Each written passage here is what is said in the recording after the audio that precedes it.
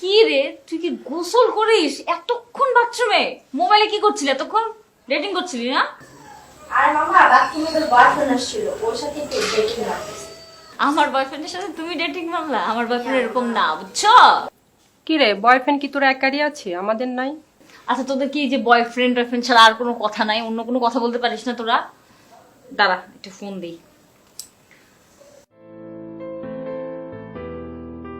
Hello. আচ্ছা, তুমি কখন আসবে? অফিস থেকে কখন বের হই তা তো বলতে পারছি না। আচ্ছা, আমি তোমাকে বের হওয়ার সময় তোমাকে ফোন দিচ্ছি।